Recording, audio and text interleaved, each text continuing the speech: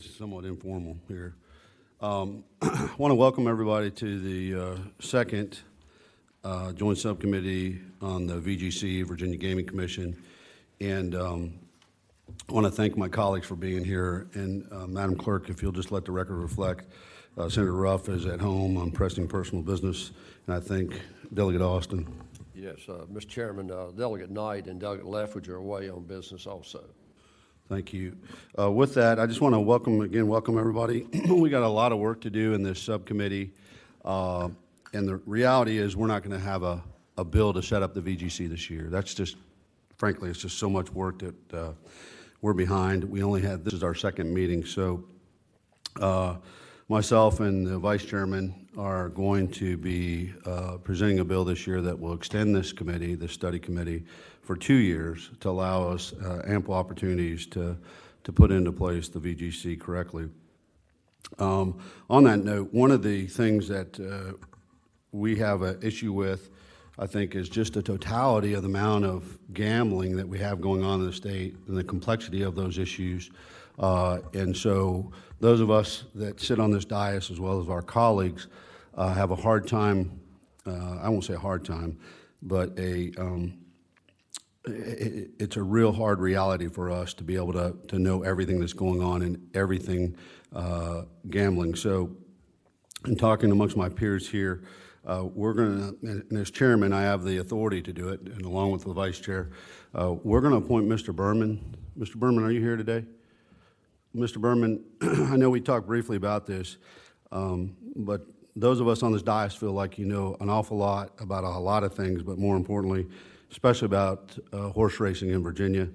And we'd like to appoint you as a special envoy or a special representative to the Racing Commission. So Ashley will type that up today, officially appointing you as a representative for this committee to attend the meetings and so forth and report back as needed. So if you're willing to do that, we'd love to have you do that. Thank you very much. Is there anybody here from the AG's office? I know we reached out, and I know is governor's office here as well? I think there was supposed to be. Gotcha. Okay. All right. I just want to know who's in the room. With that, Ashley, if you want to give us a rundown of where we are since the last meeting and what we've kind of accomplished since then. Yes, Mr. Chairman. So since the last meeting, DLS put out our request for information for the consultant for the joint subcommittee. It was posted both on our DLS website as well as on the EVA procurement website through DGS on October 13th. We also sent the RFI directly to several different entities that are known to conduct research in the area of gaming operations. The date for providing responses was this past week, November 16th. And we received 3 responses from Gaming Laboratories International, a joint response from Cap City Strategic Communications, LLC, and Public Safety Consulting Services, LLC, and then the third one was from Guidehouse Incorporated. We are currently at a stage where we internally at DLS are reviewing these responses, and we will be sure to keep the joint subcommittee in the loop.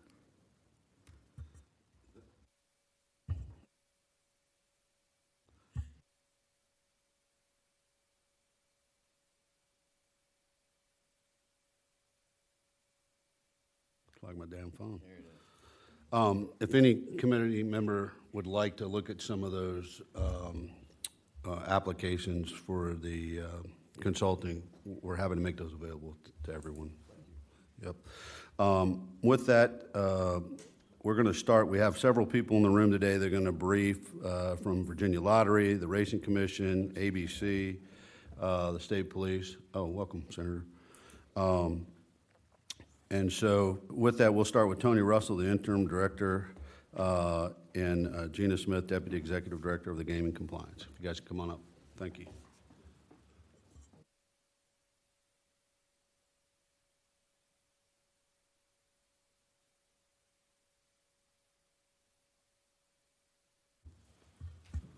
Floor is yours. Good morning, Mr. Chairman. Thank you for having us here today, sir. I'm with Gina Smith, our Deputy Executive Director of Gaming Compliance. Gina's been with the lottery since the inception of our sports betting and casino efforts. So she is the one that runs our day-to-day. We're lucky enough to have Gina. She came to us after retiring from the state of Maryland, where she spent the majority of her career at the Maryland Lottery, and she was the interim director that opened up the 6 casinos in Maryland. So she's been tied to regulations for a long time around that. So this morning I thought it would be helpful to start to just give a backdrop of sports betting first and then casinos. In sports betting, just a reminder, we have a 15% tax on sports betting. Adjusted gross revenues, 97.5% of that goes to the general fund, and then 2.5% of that goes to the problem gambling proceeds fund.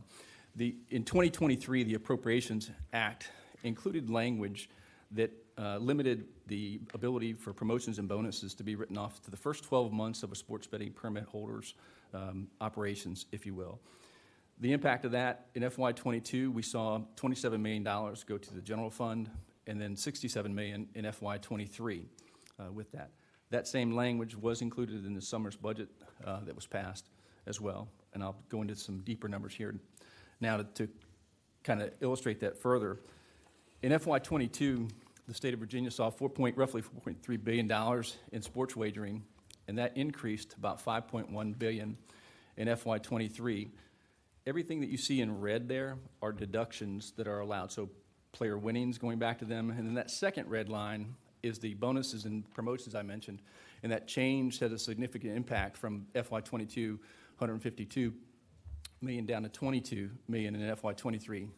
That resulted in that change in adjusted gross revenues, and then ultimately that change in the taxes that were collected by the Commonwealth. So the total for 22, $28 million, and then in FY23, $68.9 million. In FY22, $700,000 went to the Problem Gambling Treatment Fund. In FY23, $1.7 million went to the Problem Gambling Treatment Fund. To date, in '24, we've seen about $19.3 million collected in taxes. $18.8 million of that has gone to the general fund, and about $500,000 has gone to the gaming proceeds fund for sports betting. Now, in terms of operators in Virginia, we have 17 current sports betting operators. 3 of those are casinos. They have the ability for on-premise sports betting and online sports betting, as do the rest of them. Our permit holders went live as early as January of 2021, and then our most recent one in October of 2023. So they spread the gamut of timing, but we're approaching our 3-year, January 24 will be our 3-year cycle, which is also the renewal cycle for any sports betting permit holder with that in Virginia. Delegate Gruzik.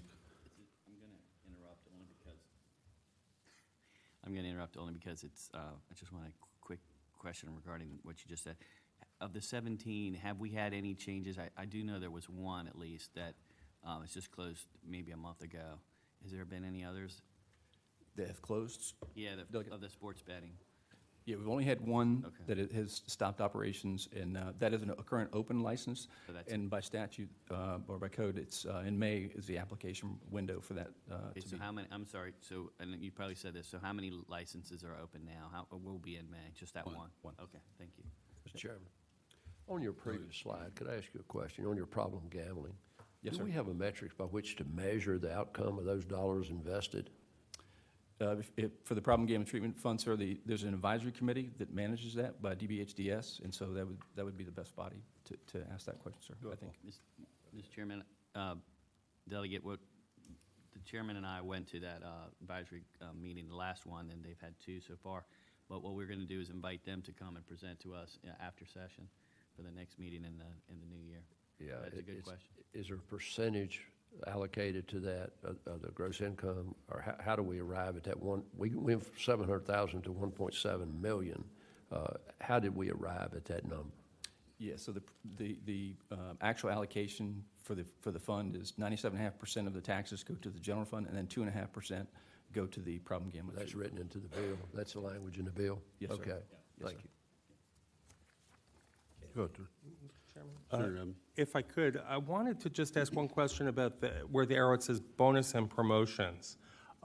Just to be clear, when the sports betting operators started in Virginia, they were allowed to deduct as an expense of doing business the cost of enticing people by I don't know how you describe the promotion, where I would get all these mailings saying, bet $5 and we'll give you $500 to bet. And then that $500, they were deducting as a cost of doing business.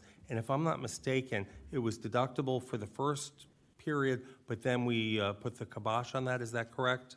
Yes, sir, that happened in the appropriations.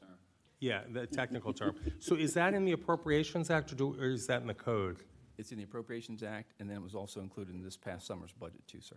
So if we don't put it in the new two-year budget, or in the code, in a bill, it would go back to them being able to deduct that unless it's specified either through the budget or in a separate bill? Yes, sir. Thank you. Thank you. Go ahead, sir. 12 months. Senator McPike was saying the new operator gets 12 months, right? Okay. Go ahead, sir. So we've been live for just shy of 3 years. Now, in those 3 years, we've had 16 regulatory violations. 9 of those violations have been self-reported by those permit holders. 6 of those have come to us from our own audits, and then 1 has been from an outside entity reporting in to us. The violations types that we've seen in the course of that time include the voluntary exclusion program, includes the unauthorized wagers, failure to license a vendor, SEC disclosure, and the rest that you see there. Whenever there is any kind of violation reported, this is the process that we go through as a team. Gina and her team do a full and fair investigation, finding out all the facts and details of each one of those that happen. We then issue a report to that permit holder, explaining all those facts to them, and then invite them to a meeting where they have an opportunity to share with us anything that they think we ought to know related to that. In that finding, we also issue recommended fines associated with that. After that meeting, we meet with them and allow them the opportunity to negotiate with us if there's any extenuating circumstances. From that, we come to a consent agreement for the fines, and to date, we've seen $274,000 in fines. Those fines go to the general fund. We've had no appeals to date, and then all of the sports betting permit holders have been cooperative in everything that we've seen so far. Mr. Chairman. Senator McPike. What I'd like to know is, I know when you get customer complaints, and there's been some high-profile customer complaints on, they placed a bet on very favorable odds, and then the company comes back and say, whoops, we goofed, right? And there's been some ones in the media. Are you sort of tracking some of the consumer protection side? That's what I'm concerned about. Essentially, my understanding of a lot of the investigations at response get down to, well, you signed off on the terms and conditions of the sports book, and therefore, not our bag. It's on you, not our issue. At some point, I want to learn more about what better consumer protections we can put in place. If you placed a bet and then they're pulling back and reneging, doesn't feel right. And so I'd like, and I think it'd be great for this group to also learn about what you're seeing, maybe as lessons learned, and how we can strengthen some of the consumer protections aspects. Thank you, Mr. Chairman. Sure. Okay, Mr. Chairman, I'll pivot now over to casinos. And in the casino front, just a reminder for the committee, sir, that there's a tiered tax rate for the casinos, 18% on the first $200 million, 23% on the between $200 and $400 million, and then 30% for anything over $400 million. And then where do the taxes go, if you will, the benefits within the Commonwealth? 6% goes to the adjusted gross revenue tax, goes to the locality. So, for example, in Bristol, it's a regional commission, improvement commissions, 14 localities, then Portsmouth and Danville itself. 0.8% of it goes to the Problem Gambling Treatment Fund. 0.2% goes to the Family and Children's Trust Fund. 1% goes to the Virginia Indigenous Peoples Trust Fund if it's operated by a tribe, and then any remaining funds could go to the Gaming Proceeds Fund. Just a reminder, we're still relatively new in the casino space. Our Bristol opened in July of 2022. They're in a temporary facility, the old Bristol Mall. They anticipate moving to their permanent facility in July or the end of summer of 2024.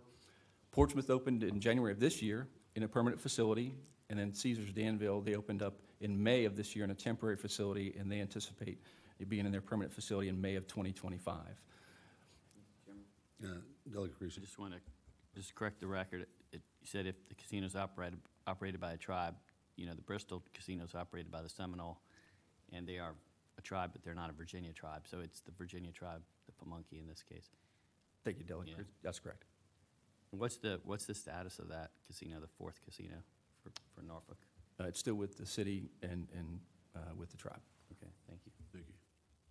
A little more detail about what's in those casinos today. You can see on the table in front of you the number of slot machines and the number of tables in each of those. As both Bristol and Danville move into their permanent facility, we're likely to see those increase. But any table or any slot machine has to go through an approval process through Gina's team with us, but just to give you an idea of what's in the casinos today in Virginia. Breaking down a little more in detail, in Bristol, in 2019, JLARC in their study estimated that Bristol would generate $130 million in net gaming revenue after 5 years, the maturation process. Within their first full year, they generated $157 million in net gaming revenues, and that produced $26 million, almost $26 million in taxes for FY23, 8.6 of that going to the Regional Improvement Commission there in Bristol, and you can see the amounts that have gone through there. Starting for FY24, 9.5 collections for the Commonwealth in taxes so far, so they're off to a good start as it relates to Bristol for FY24. Can I ask a question of Gina real quick? You're in charge of all the inspections of all the machines that are going in, correct? How many different manufacturers or game providers do the casinos have? We have just about every manufacturer out there licensed through us. I can give you the exact count. It's out on our website. I just don't know on the top of my head what that exact count is. But we have like IGT, Konami, Aristocrat, all the popular ones licensed. Could you get a list to this committee? Absolutely. For us? Yep. And also, what is the licensing procedure? I'm just clueless, but I'd like to know, maybe you and I can sit down after, and Paul can sit down and you can tell us what that process is for casinos. Absolutely.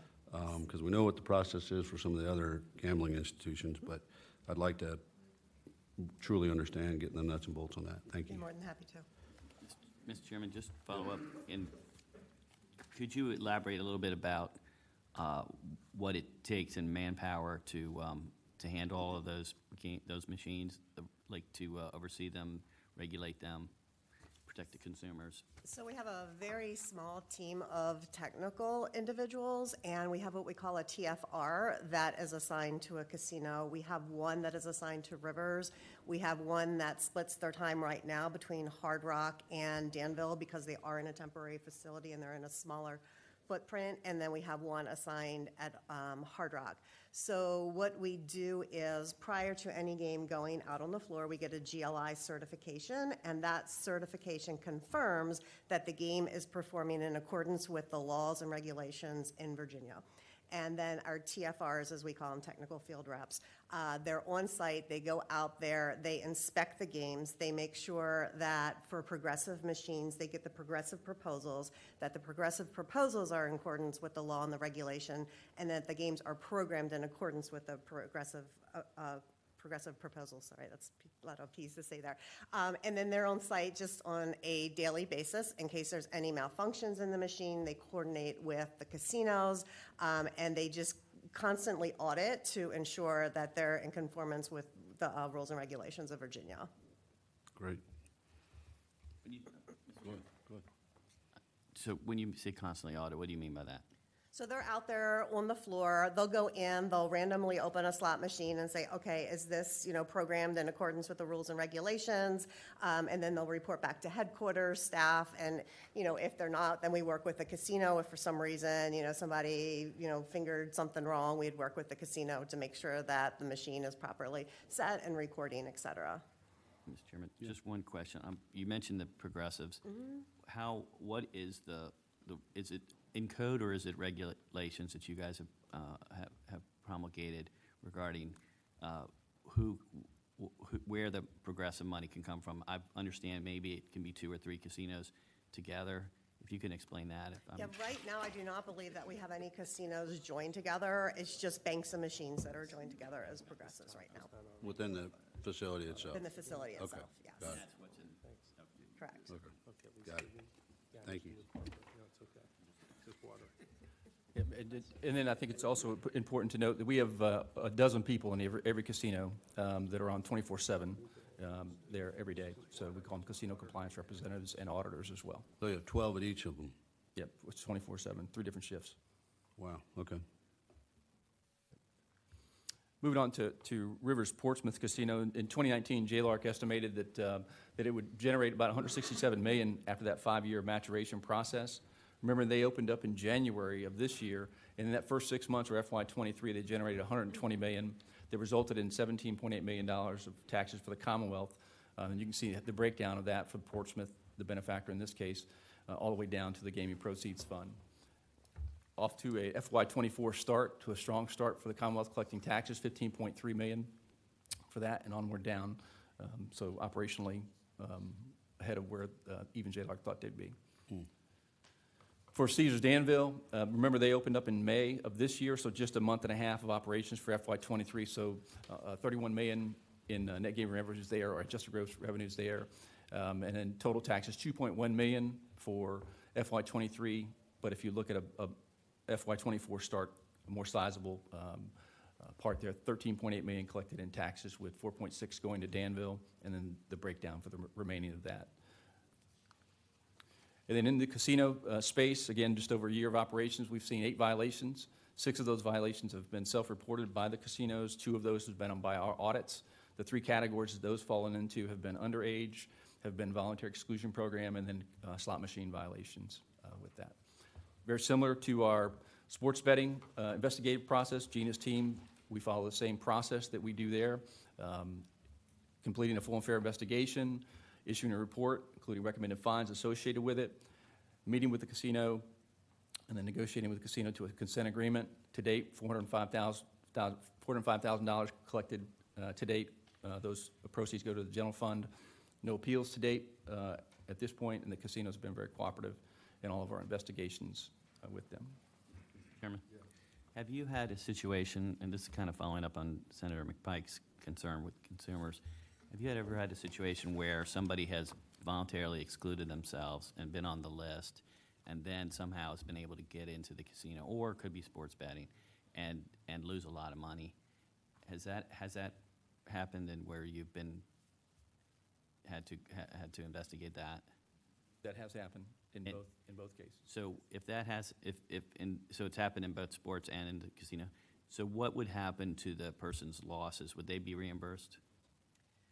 On the sports betting side, I can tell you in the instances that has happened, the operator did reimburse the losses. And they typically take it upon themselves to do that because they do take the self-exclusion process very seriously.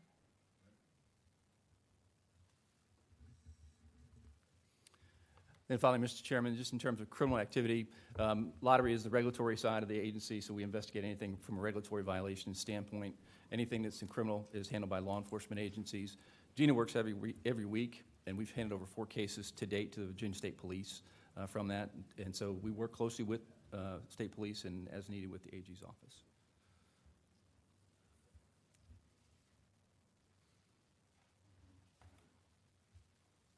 Any members have any more questions on this part of it?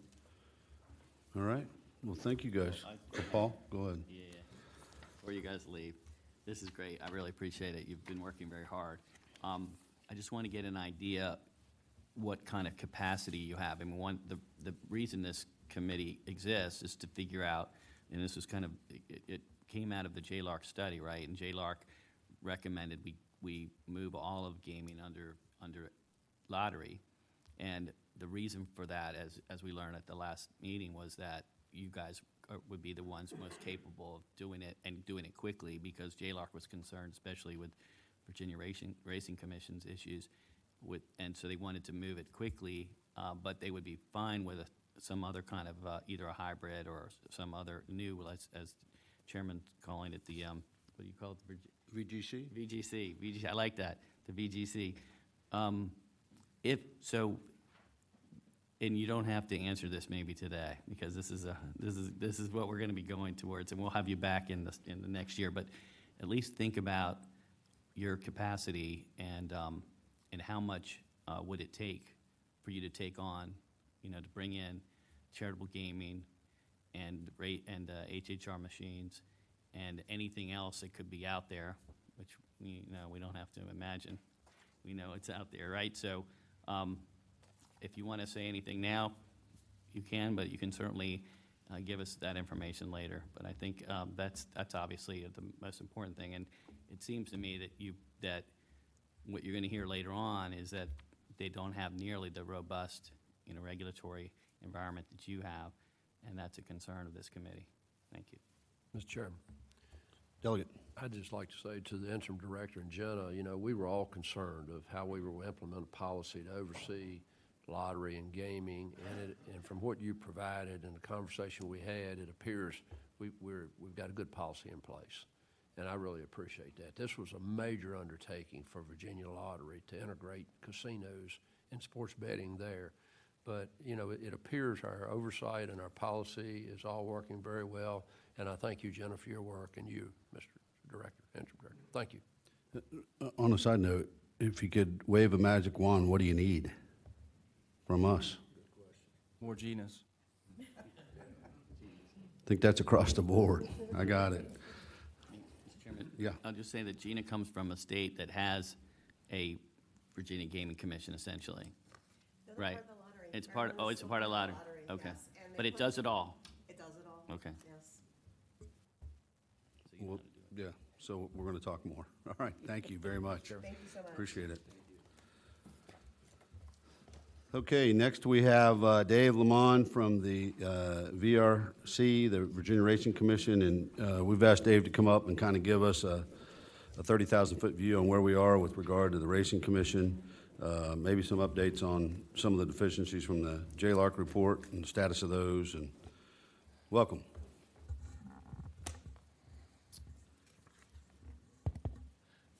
Good morning, Chairman. Does this work? Yeah, it's on. Now it's off. Good morning, Chairman Reeves and distinguished members of the subcommittee. My name is David Lermond. I have worked for the Virginia Racing Commission, VRC, for almost 20 years and served as its executive secretary since 2016. The VRC is a non-general fund executive branch agency responsible for the regulation of horse racing with parimutuel wagering in the Commonwealth.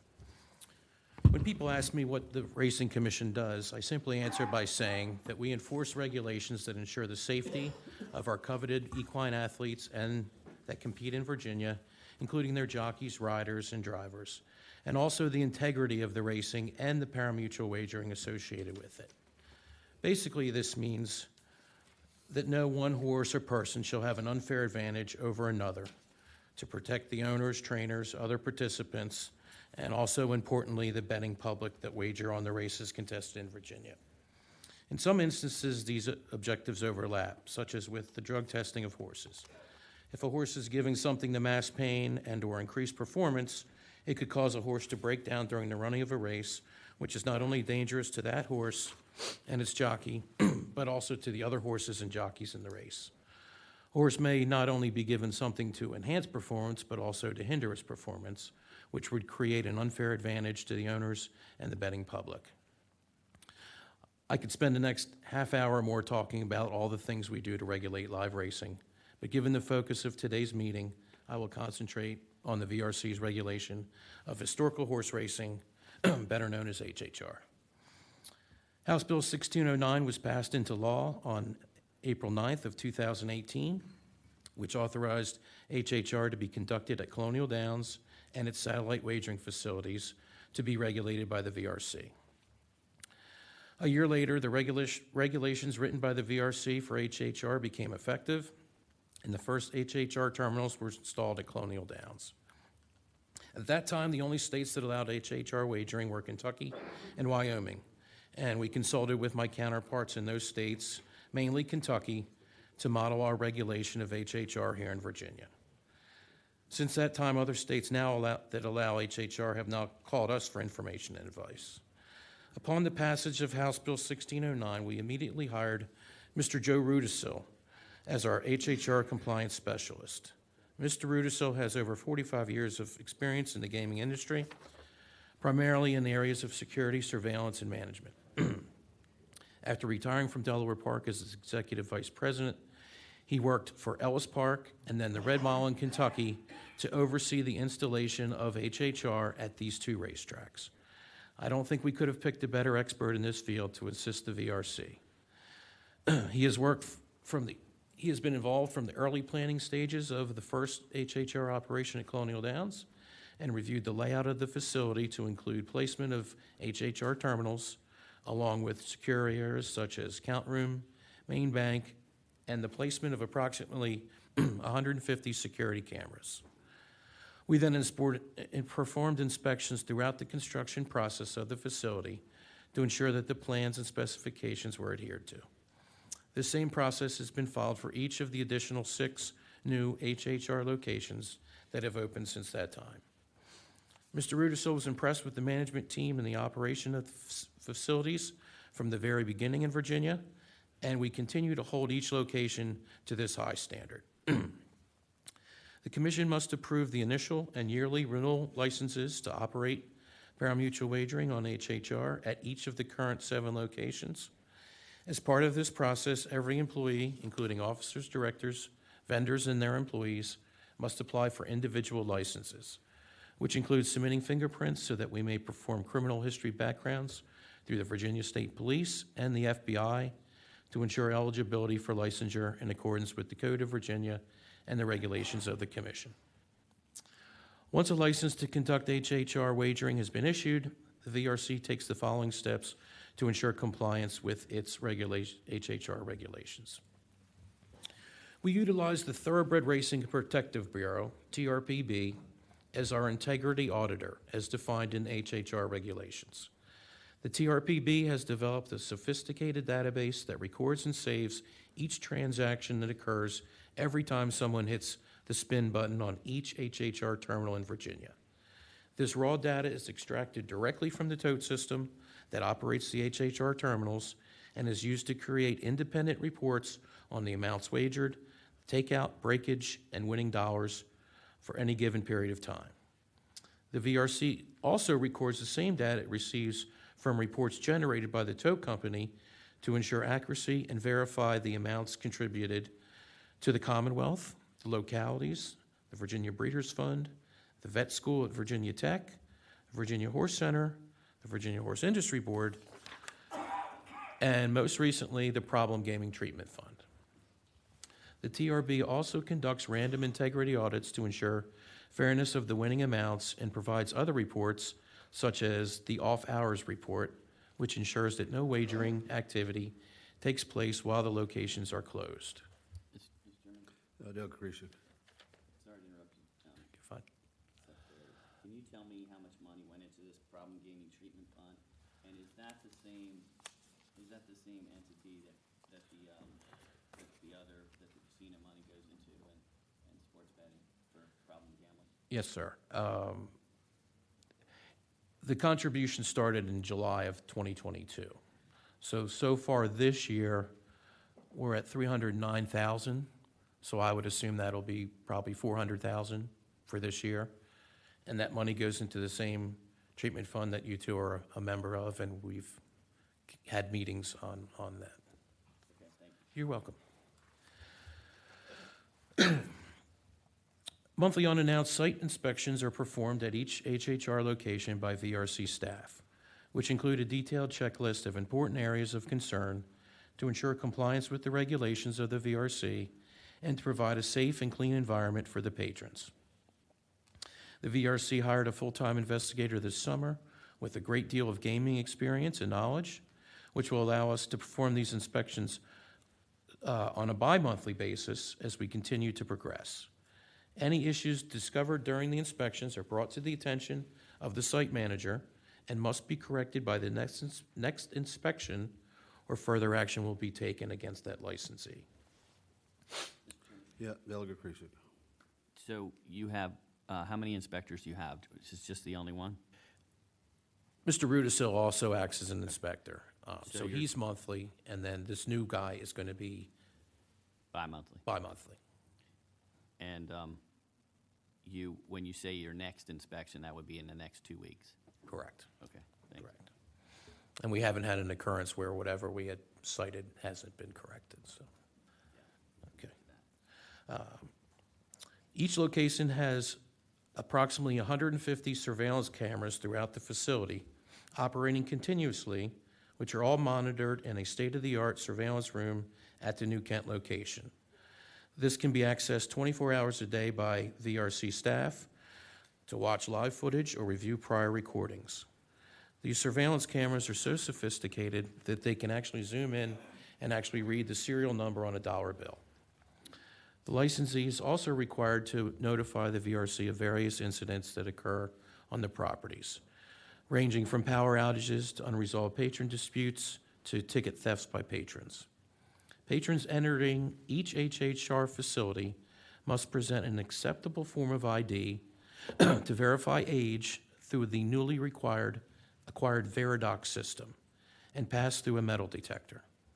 The Veridox system not only prevents underage people from entering the gaming floor, but will also stop anyone who has chosen to self-exclude themselves through Colonial Downs and also through their Virginia Lottery website, to prevent those people who suffer from problem gaming from entering the facility. In addition, once someone's ID has been scanned, surveillance can go back to the time that they entered the building and know exactly who they are, regardless of how long they have been there. This is beneficial when a patron picks up another patron's ticket or money, and even if they have already left the premises, because if they refuse to return the property, they will be banned from entering any of the HHR locations and may be contacted by the police depending on the circumstances. Delegate Creasy. Thank you, Mr. Chairman. I think it's important for the audience to know that this system is very important, but it's different as well with the casinos and with your different locations. So there's two ways to do it. If you want to make sure that if you feel like you have a problem with gambling in Virginia, you can self-exclude, and you can go to lottery, and you heard lottery has a self-exclusion process. And I believe it's there's a lifetime, you can be a lifetime ban, or 5 years, or 3 years, or 2 years. 1, 2, or 5, or lifetime. Okay, 1, 2, 5, or lifetime. The casinos also have their own ban, so you could ban yourself. If you live in Portsmouth, for example, you could ban yourself from Portsmouth, and they have similar kinds of maybe different terms. And then you have at the Rosie's Emporiums, you also have your own ban. Is that what you're saying? That's correct. If someone feels that they have a problem, or if an employee maybe identifies somebody that shows some characteristics, a manager might approach that person, or if they say they want help, they will be sent to the manager. The only difference is that if you exclude yourself from one location, you've excluded yourself from all. And that was going to be my next question. Yes, Thank sir. you. You're Thank welcome.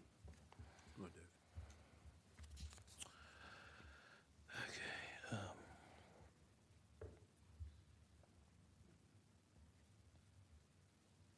I'm sorry, I lost my place.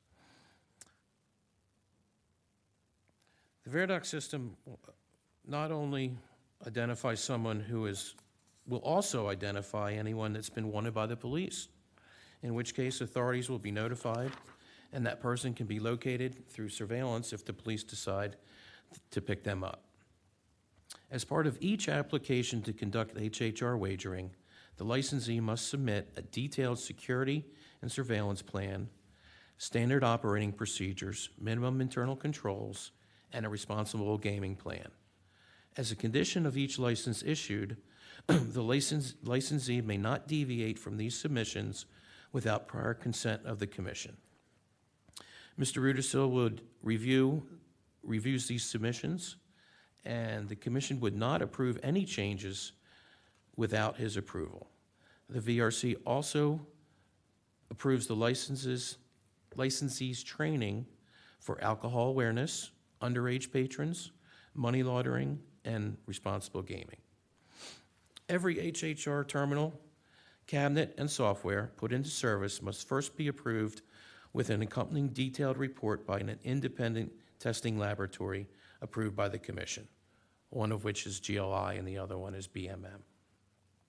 This ensures that the terminals in service meet the specific requirements contained in the VRC's regulations. Also, any addition, removal, or movement of HHR terminals must also be approved by the commission in advance. The VRC takes the regulation of parimutuel wagering very seriously.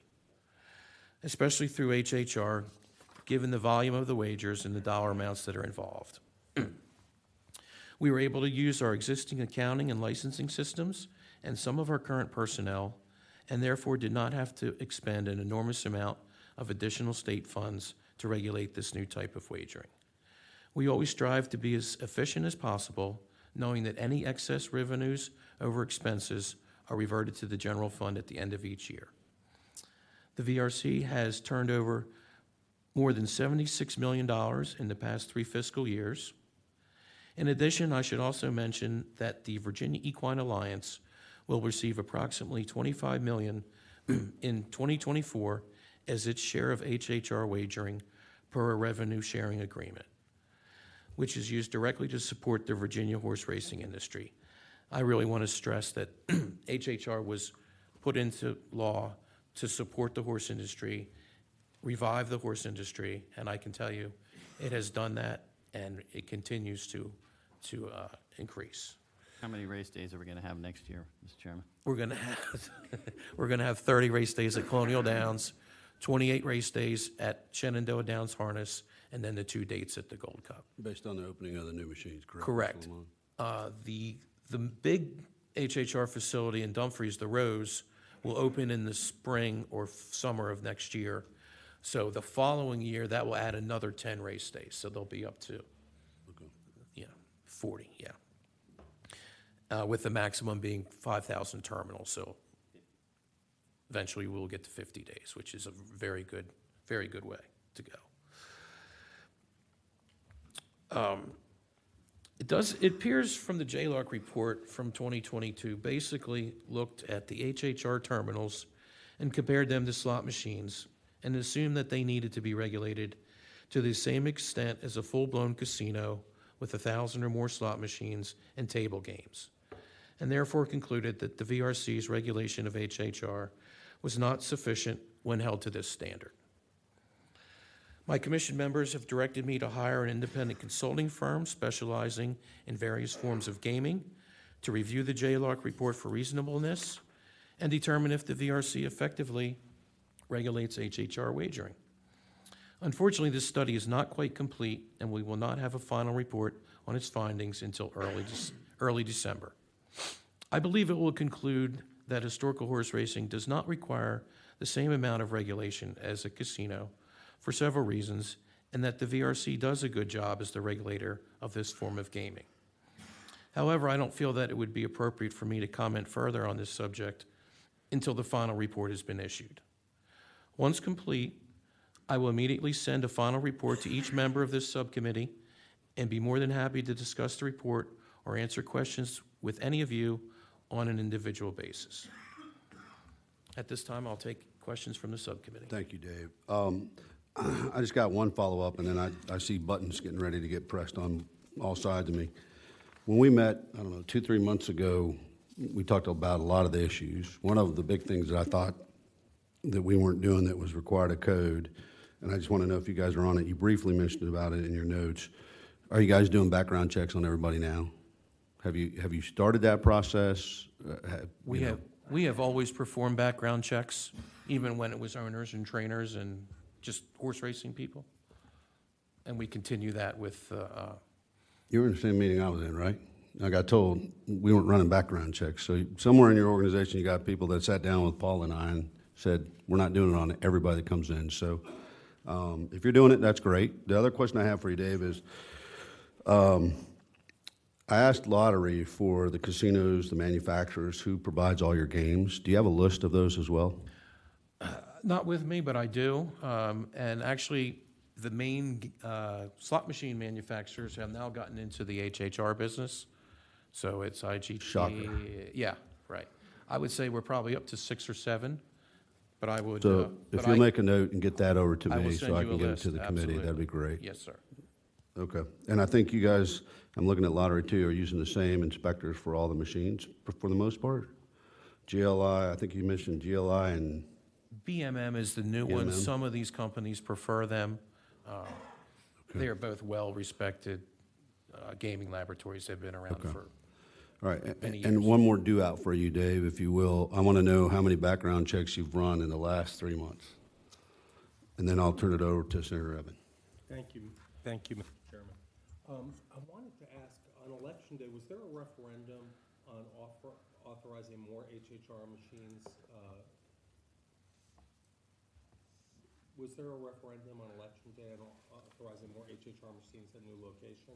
The referendum was for a casino to be built in Richmond. Was there not another referendum in Northern Virginia? Oh, Manassas Park, I'm sorry. Yeah, so that failed, right? It did, yes, sir. So what is the result? I mean, you mentioned that the Dumfries facility will allow for 10 more race days. Thank you. I mean, without that referendum passing, if it had passed, would that eventually have led to more race days or more revenue? What would that have done for you? The Manassas Park was, they were looking at 150 terminals, so it's not a real big location. Okay. But it would have added to the total. We have 2,790 currently. We're looking to add another 1,000 in Dumfries. And aside from Dumfries, are you capped under the statute then? Do we have to take action before anyone else holds a referendum? The referendum requirement is there for any satellite wagering facility that opens in the Commonwealth. And you have to, that's where the HHR machines can be Right. operated. Okay. Well, maybe I should direct this to like Krizak or Senator Reeves. Are we, if there was to be another referendum, does that require an affirmative action by the General Assembly?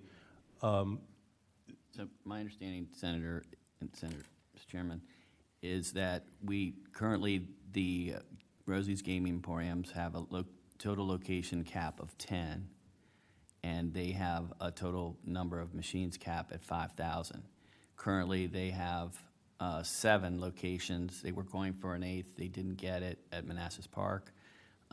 And they have 3,500 machines, or no, 2,700. 2,700 machines so far. So, but if they were to go, and this is important, even if they only open an emporium with 5 machines, they still have to have a referendum in that jurisdiction. And the referendum cannot be every year. You can't, in the code for the Rosie's, there's a 3-year delay. So if they want to try again at Manassas Park, they would have to wait 3 more years. Okay. So there's, it's up to the municipality for the expansions, potential expansion would be up to the municipal government to put it on the ballot. Okay, thank you. The location in Dumfries is actually allowed to have 1,600 terminals. They're going to start with 1,000, but I think there's going to be an addition built where they will increase there. There's a location in Collinsville that only has about 40 terminals. So I think if they needed to open another one, they would probably turn that one in, or they actually have 2 that are just strictly OTBs and don't have HHR wagering, so those can be used as well. Thank you. You're welcome, sir. For the audience, OTB is, Off-track betting. thank you. You're welcome. Delegate Creasy, do you have follow-on questions? Yes, Mr. Chairman, thank you.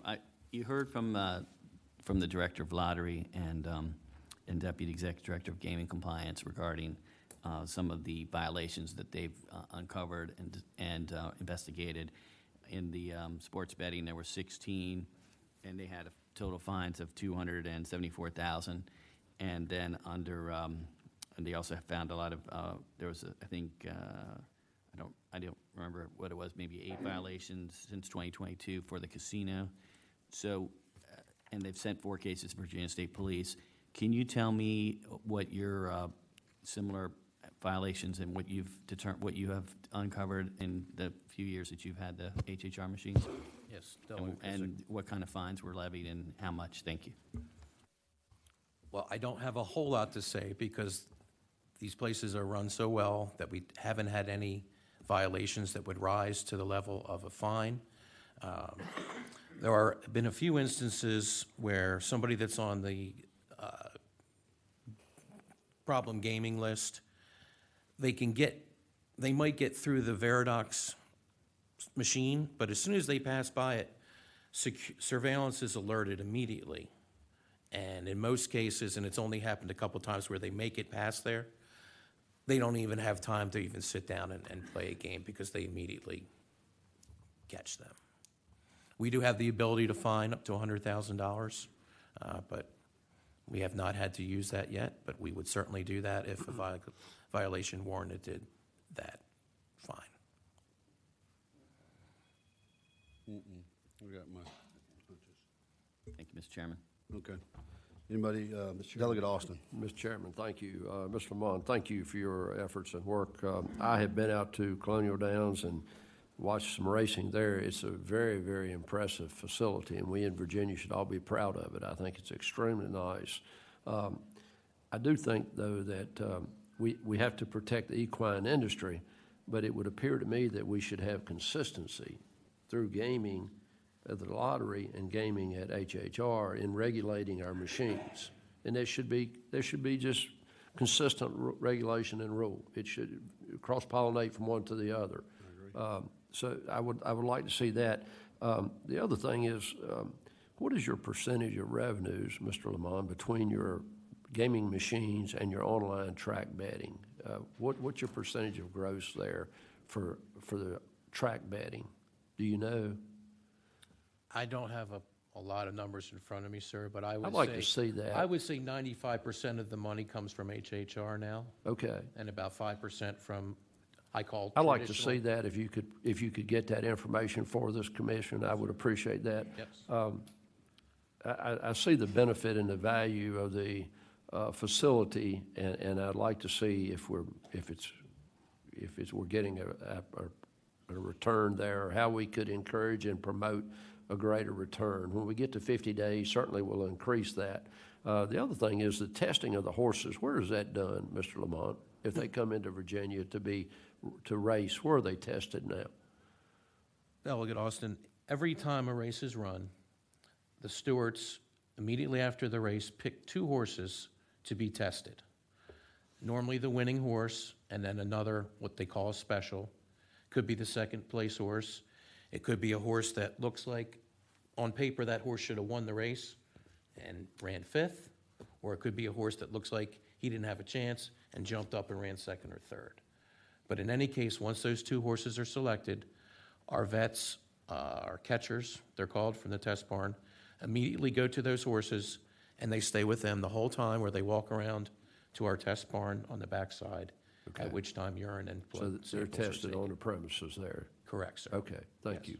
So horses brought into the United States, do they have to have testing before they come to race? That's a whole nother kettle of fish. There are certain, and the Department of Agriculture really would oversee that as far as, yeah. Okay. Well, my reason for question there is I like to see that testing done at Virginia Tech School of Medicine, Veterinary Medicine, if we could do that in Virginia. I'm under the assumption or impression it's not done in Virginia, it's done outside the state before the horses can be brought here to race. But I'll investigate that, and I may reach out to you for some help with that. I'll be happy to help you, sir. Thank you. But I do support the equine industry. I think it's big. I carried a bill a year and a half ago, that allowed a greater 1/25th of 1/1000th of the dollars generated through HHR to go to Virginia Tech and our Virginia Horse Center, which I think we should support and promote. So thank you, Mr. Chairman, for your time. Thank you, Mr. Lamont, for your testimony. Thank you, Delegate Austin. Any other members have questions for Mr. Lamont? Dave, thank you for your testimony today. I know I was pressing on you to get up here, but that helps us, as we get ready to go into session, kind of understand where HHR is and horse racing. So thank you for your testimony today, and if you can get those due outs to us fairly quickly, that'll help those of us on the dais. So, Yes, sir, I will, and thank you for the opportunity to speak today. thank you, Dave.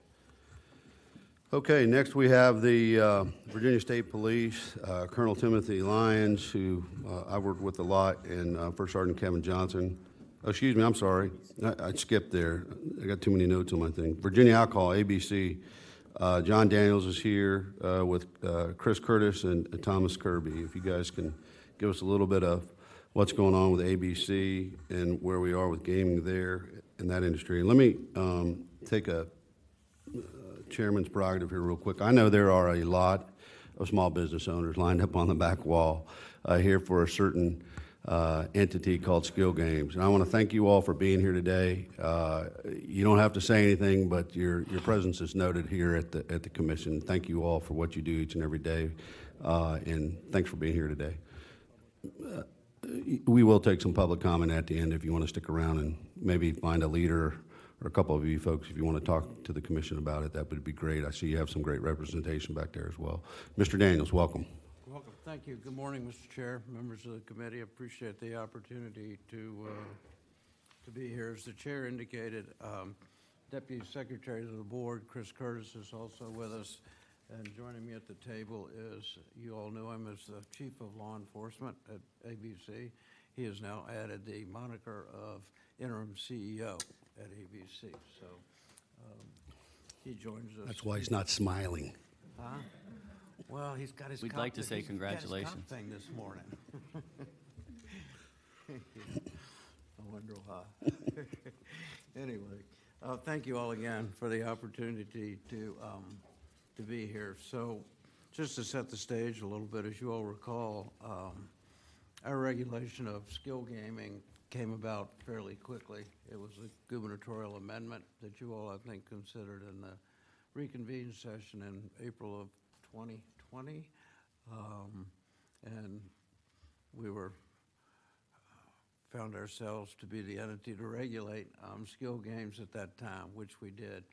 Of course, the program was to begin in July of 2020, which gave us a full 6 weeks during the course of the pandemic to find regulations that would be adequate for a new industry in the Commonwealth. So I think we did that. I don't know that we had a extraordinary regulatory program, but I think the one we put together was one that was adequate and allowed the collection of dollars based on the statutory language. So that's where we were during the period. It was a self-registration program. So we had about 10,000 people that registered machines with us. We used a sticker program so that when people registered, we would put a big yellow sticker on machines so that when agents were doing their normal annual inspections, they would know whether that game is one that was registered and which was properly traceable and trackable for purposes of paying the taxes. We had, I think, a limited amount of sort of enforcement issues, if you will. We had a number of instances where people would share labels that were assigned to a particular machine and ended up on a different machine. And we in-house did cease and desist letters to try to bring people in compliance, primarily when they did not pay their taxes due each month. In some other cases, we took a little bit more extraordinary action, ranging all the way up to agents' referral of licensees to Commonwealth attorneys for further enforcement. I think in total, ABC, we collected $129,612,700 as taxable income, and of that amount, 2.6 went to the Problem Gaming Treatment and Support Fund.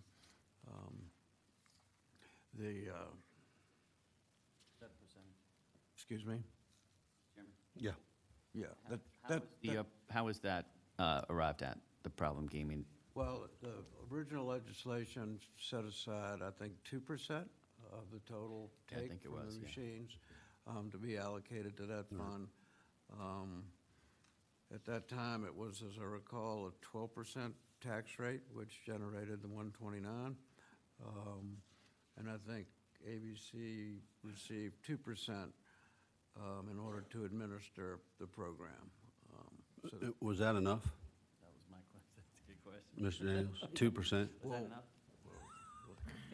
Where are we going with skill games? I have two answers. I don't know, but we're going somewhere with it this year. I can tell you there's a bill coming, so I need to understand if 2% is enough. It was not enough. It clearly was not enough to do a program. I mean, our program was a paper program, basically. We tracked things on paper. If this were to be done on a more extended basis, we'd have to have a software program, use technology. So we didn't have any capacity to do that. I think we had about 3.5 FTEs assigned to this out of that 2%, and that did not include, for enforcement purposes and compliance purposes, people in our Office of Legal Counsel who spent a significant amount of time on this. I think when we, last session, I think Delegate Kilgore was floating some legislation. He asked us to look at that, and I think we indicated that more like 5% would be the kind of number to put together a full-blown regulatory program with appropriate personnel. Do you all know where you are as far as a percentage on what it takes from lottery for casinos? A percentage of how much? What's it costing you per year?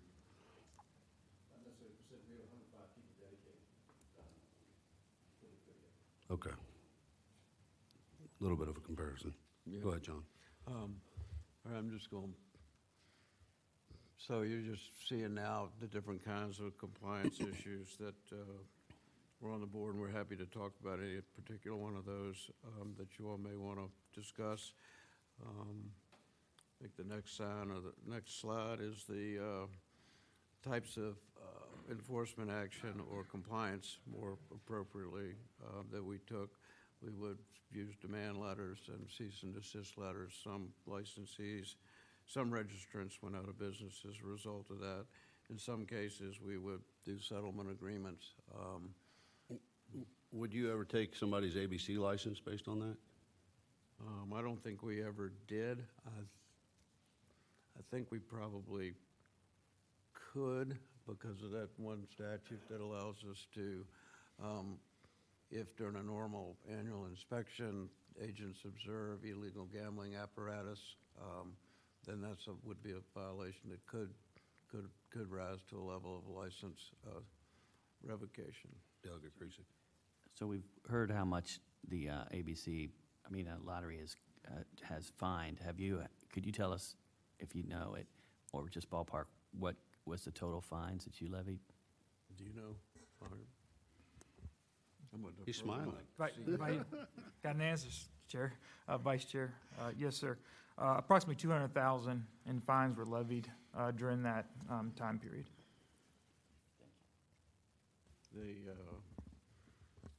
I think the next slide there shows month by month taxes collected.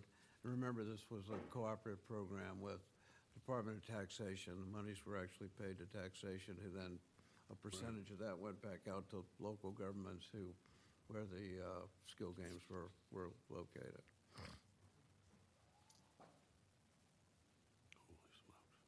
And there's the big yellow sticker, which was the key to the program.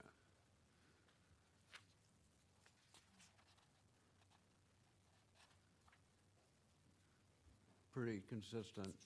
And then finally, this, Mr. Chairman, Delegate Austin. on that slide, how many games does that represent? How many? about 10,000. 10,000 games. Okay, all across the Commonwealth? Yes, sir. Okay, thank you. Do you have that by geographic region? Also, do you have that broken down by geographic region of the Commonwealth? I think we can get that for you. I don't have it with I'd me like to see it today. if you could get it to Okay. me, please. Thank you. Thank you, Mr. Chairman. Following up on Delegate Austin's question, so those were 10,000 machines. Would you say that that was all of the skill games that were in the Commonwealth at the time? My CEO has an answer.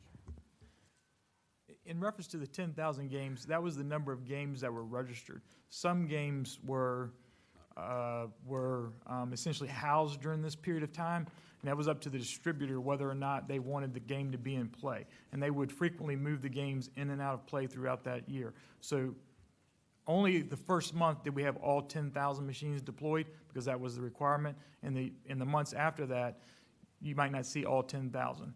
It was a $1,200 tax per month per machine that it was actually in play. In reference to, I'm sorry, sir, what was the last question? Well, just the overall question is, was that the number of machines that are out there? I mean, because my understanding is you were only able to enforce it wherever there was alcohol being served or sold. So I know I went to locations that had no alcohol, no license from you. Would that have been a location that was also being regulated by you? No, sir, with a slight exception.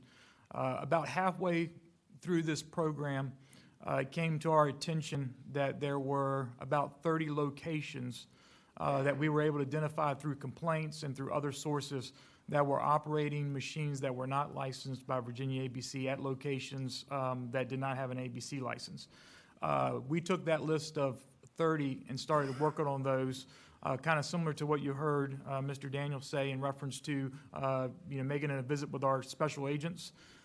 Treated those a little differently because they were not licensed by us, and then also tried to get them in compliance, and we did send cease and desist letters, and we did get a fairly good number of those to come in compliance, essentially meaning they would shut down because at that point in time they couldn't register any machines, they were operating illegally, and through educating them about what the law was, we got a lot of compliance. So that 10,000 represents the machines that were registered by us that were inside licensed establishments.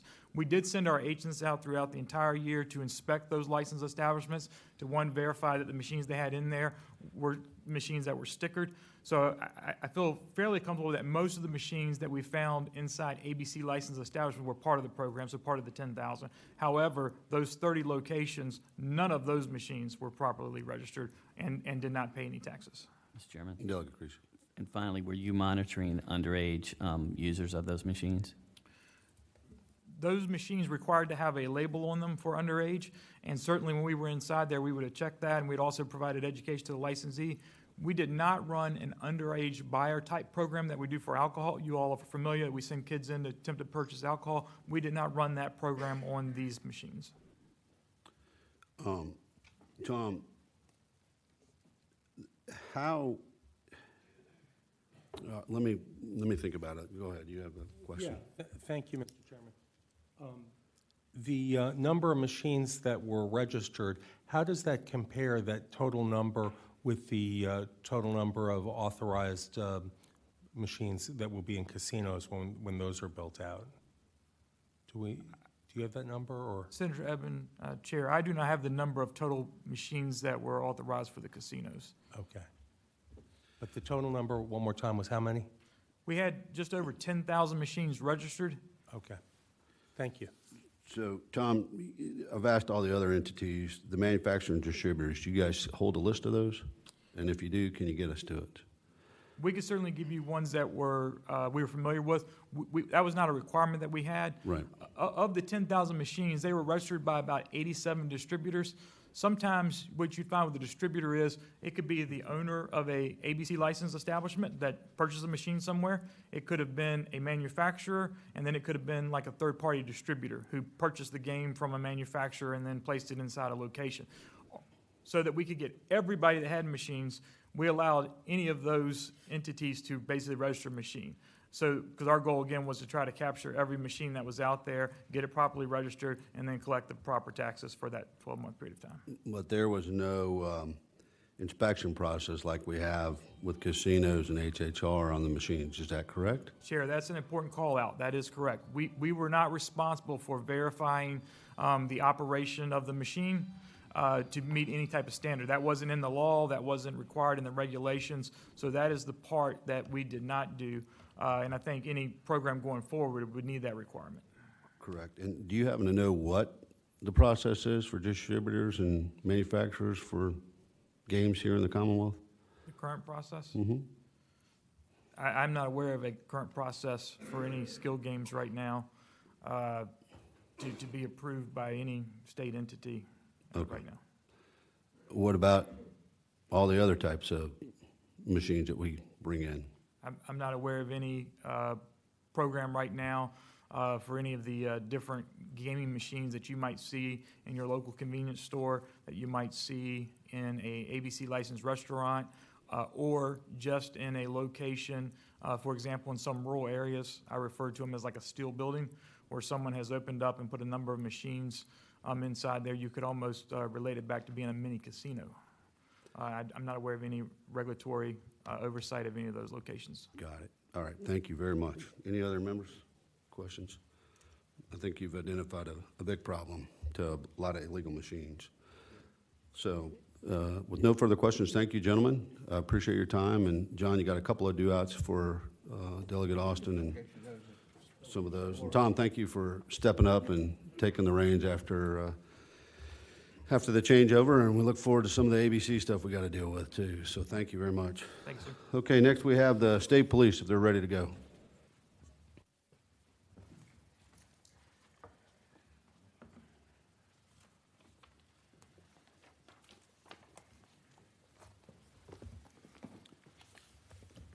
Good morning, Mr. Chairman, other distinguished members of the committee. I'm Tim Lyon. I'm Lieutenant Colonel with the State Police, Director of the Bureau of Criminal Investigation. This morning I have First Sergeant Kevin Johnson with me here today, who will be speaking and presenting this PowerPoint. Kevin is our Gaming Enforcement Coordinator, so he can kind of outline as to how this position has evolved and how it's currently developing right now. So, Kevin.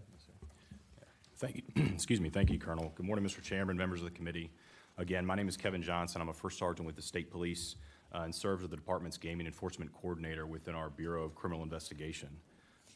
As you all are aware, the position of Gaming Enforcement Coordinator was created within the Department of State Police by the legislature in 2022, the purpose of which was to coordinate the enforcement of all the Commonwealth's gaming laws by the Department of State Police, VDACs, all other state agencies, attorneys for the Commonwealth, and local law enforcement.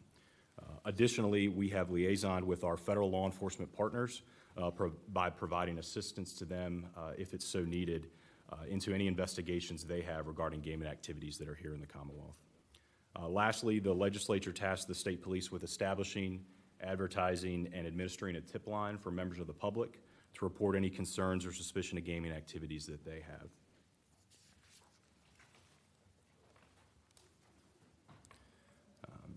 Our coordination and collaboration with our state agency partners who regulate the Commonwealth's gaming activities has been paramount over the past year. Each gaming activity, as you all are very well aware, is regulated by its own state agencies and has specific laws and regulations that require specific and acute understanding to ensure effective criminal enforcement. The Code of Virginia requires that the state police assist VDACs with their investigations, and we've worked very closely with VDAC's Office of Charitable and Regulatory Programs to educate ourselves as well as Commonwealth's attorneys and local law enforcement in charitable gaming law. We've built a positive working relationship and collaborated with the Virginia Lottery Gaming Compliance, which again regulates casinos and online sports betting here in Virginia. We've worked to understand casino gaming and sports betting, as that is new specifically to all of us, but also law enforcement here in the Commonwealth, so that we're able to provide a thorough investigation and enforcement when requests are received by the Virginia Lottery. And as with the two previous state agencies, we have worked closely again with the Virginia Racing Commission, making ourselves available to them to take receipt of any potential criminal violations of racing or parimutuel wagering laws. Since October of 2022, the state police has initiated and or assisted with 26 investigations related to gaming activities or illegal gaming here in the Commonwealth. 20 of these investigations are cases in which the state police is the lead or primary investigating agency. The other 6 were initiated at the local level, and those local law enforcement agencies requested assistance from the state police for some aspect of their investigation. Of the 20 investigations that the state police is the lead investigating agency, the sources of those investigations have come to us from 3 primary locations. Or agencies rather. 11 cases have been referred to us from VDACs and pertain to some type of charitable gaming activity. The Virginia Lottery, in their presentation, they referenced the number 4. They have turned over 4 investigations to us. However, 2 of those investigations are being handled at the local level by the local agency. So the state police is primary investigating 2 cases referred to us by the Virginia Lottery. And then 7 cases have initiated from cases that came from our state police game and tip line, which I'll discuss momentarily. Mr. Chairman, Officer, can you answer what is a typical time associated with completing an investigation from beginning to completion? Yes, sir. It varies case by case, Delegate Austin. As you can imagine, some of these cases are extremely in-depth. We're dealing a lot of times with financial crimes, which there's multiple aspects to that investigation. Thus far, we have submitted 8 cases to local Commonwealth attorneys for their prosecutorial decision. Okay, but you don't have an average time allocation because of the variance of the circumstances, I would assume? That's correct, yes, sir. Okay, thank you, sir. Senator, go ahead. If If I could ask about the tip line, my button keeps clicking on and off. What is the tip line? What's that number? Senator Eben, I'll cover that here shortly and once. Oh, in I'm a sorry, few other I should have slides. looked ahead. Okay, thank you. Yes, sir. Go ahead. Yes, sir. In addition to our collaboration with state agencies and obviously our enforcement, liaison and outreach has been equally as important. Over the past year, we have worked to liaison with local and federal law enforcement across the Commonwealth, providing education to them and guidance as it pertains to gaming laws and enforcement. We've collaborated with the Virginia Department of Behavioral Health, Developmental Services, Problem Gambling Prevention Coordinator to provide education and outreach to local community service boards on the gaming laws here in the Commonwealth, as well as using these community service boards to promote our gaming tip line. We've also reached out and liaisoned with our state-level law enforcement partners across the U.S. who are tasked with gaming enforcement. These agencies have provided valuable insight to us on how their organizations are structured and how they handle gaming enforcement within their respective jurisdictions. And lastly, we partnered with private stakeholders throughout the Commonwealth to build positive relationships with law enforcement and those particular stakeholders, most notably the casinos that are throughout the Commonwealth.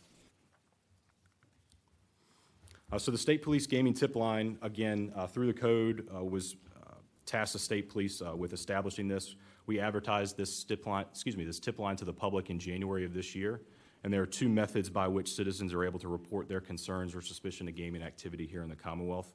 They can either do so via phone, through the phone number that you can see on your screen there, as well as an online complaint form that's available on the State Police webpage. So, quick question. Are any of the gambling institutions required by code to post a notice of the tip line and where any gambling taking place?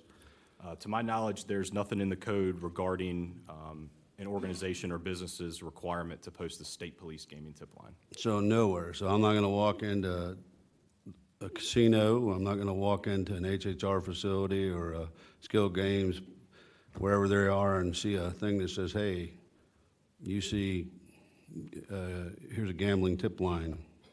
You see it. It's not required anywhere. Mr. Chairman, so as it pertains to the State Police Gaming Tip Line, I don't believe it is. You'd have to defer to those agencies for their own complaint processes for their patrons that are in those establishments. Okay, thank you. Mr. Chairman, Yep. following up on the tip line. So we'd love to help you, I know, to disseminate, to get that tip line out there. And I think the general public, you see the number. I think all of you should avail yourself of this tip line, and I appreciate you handling this. When we started, you were just a one-person shop, Sergeant, right? Yes, sir. And I'm sure that's grown, right? I mean, are you getting more? So have you seen more calls, and you will get more after today probably, but have you seen, do you need more resources, and have you got anybody else helping you at the State Police? Yes, sir. So we're certainly in the process of filling positions specific to gaming enforcement. That's ongoing. But I'll defer to the Colonel for any more on that. So we just got 8 positions from the General Assembly for this program. They're currently not filled because we just got those, so we're in the process of working through that. We're going to have 8 gaming agents. One of those agents may be converted to an analyst or a program support technician that we'll need to help with Kevin to kind of get the lay of the land across the Commonwealth in terms of these complaints, where they're coming from, where their highest level may be. So that's a work in progress right now with those positions. Colonel Lyons, is there anything at the National Academy or places you can send some of these new troopers or detectives that can get up to speed quick? Or? I'm not aware of a National Academy, but we do have training courses out there. I'll let Kevin speak to that. He's done some research, I believe. Yes, Mr. Chairman. So in coordination with us reaching out to our partners across the country, a lot of these agencies, New Jersey, for example, Nevada Gaming Commission, Louisiana State Police, they have programs where they train new agents or investigators specific to gaming enforcement. So certainly we're going to work with those agencies in identifying those types of training courses to ensure that our personnel are appropriately trained. So my question, I have members on the finance committees from both chambers here. We kind of need to know what those requirements are going to be cost budget-wise to get you guys up to speed a lot quicker. So if you can, as you go through, we're about to walk into a session, what dollar amount we're gonna need to get you guys up and running a little bit faster, if that's the case, so we know how to allocate monies. Yes, sir. Yep. Yes. Mr. Chairman? Delegate Creasy.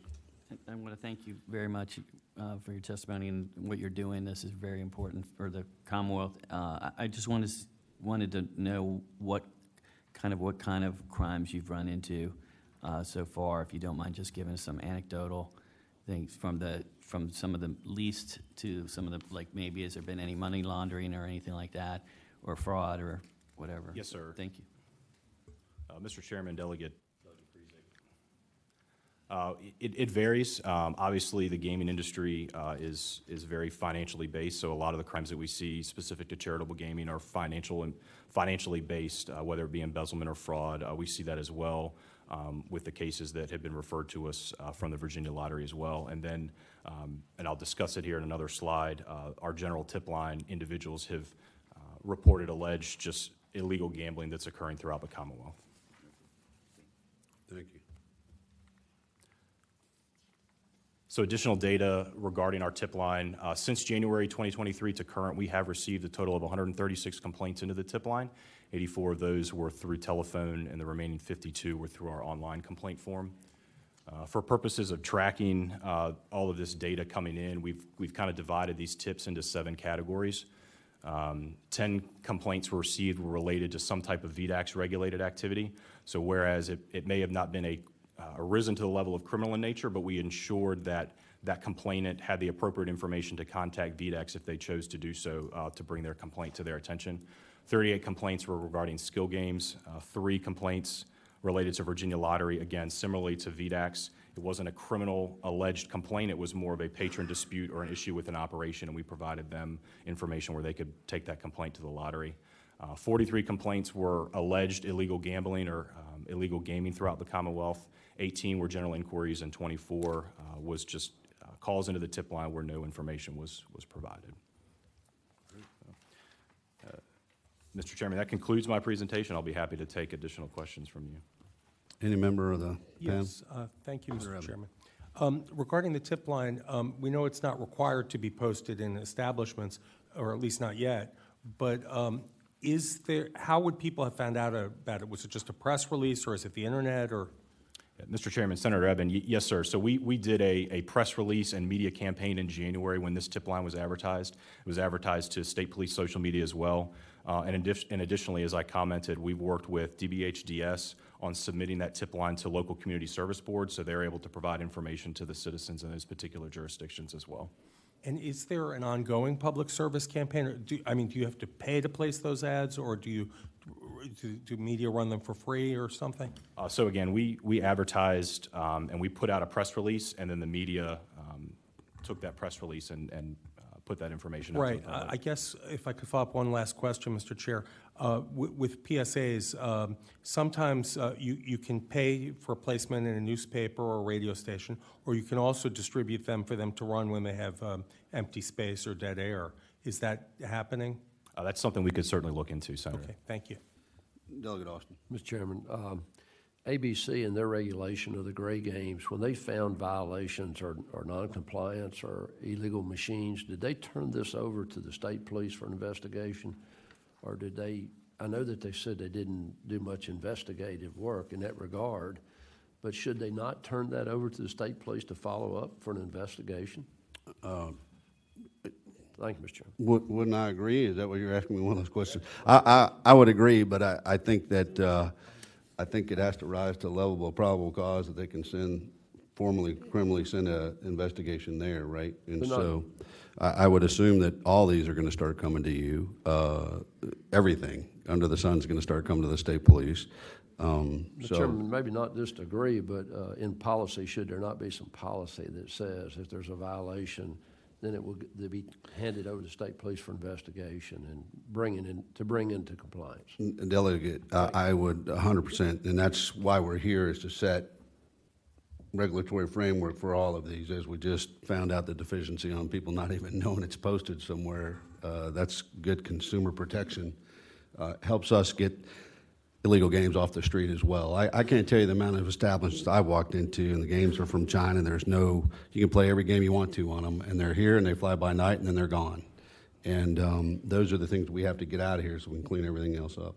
Delegate Austin. Yeah, Mr. Chairman, I would follow up. I would just say that, it appears that lottery has an oversight that's within some parameters, and historical horse racing somewhat has that, but it doesn't appear that ABC, this was just sort of handed to ABC without any ability to enforce or to require further oversight. And I would just suggest that if we move forward, that latitude be given to, if we're going to leave it at ABC, for an enforcement arm should be the state police.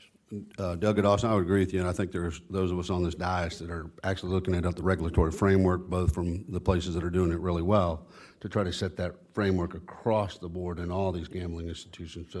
So they'd have to row upstream pretty quickly, but I think they're capable of doing it. I mean, if you heard Mr. Daniels, it was dumped on them. And they did, I think, a fabulous job for what they had. But given the opportunity to have a little more time and a little more money to do it, I think they can put that framework together quite confidently. So, yes. Delegate Mr. Christian. Chairman, I'm not criticizing ABC by any means. Don't get me Oh, wrong. no. I just think that it was a reaction that we handed it to them very quickly. And I don't think they had the staff or the enforcement that they need to do it. So that's my point, Mr. Chairman. Thank you. Yeah. Mr. Delegate Chairman, Christian. just to follow up on that, Delegate Austin, the State Police Office of the Gaming Enforcement Coordinator was not in existence at that time.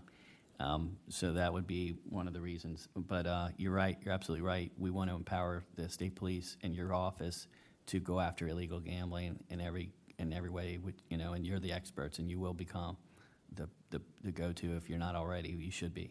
So thank you very much, and you're going to have a lot of work to do. Thank you, Delegate. And I would just tell you guys as well where we need to strengthen the code and the criminal code with regard to gambling and illegal machines. We have a lot of civil penalties at this point, but we're going to have to do some of that. So as you guys look through that, we'll have to tag team with the AG's office, make sure that we're tightening the ship on that part of it. So barring any other questions? Seeing none, thank you very much for your time today. Chairman.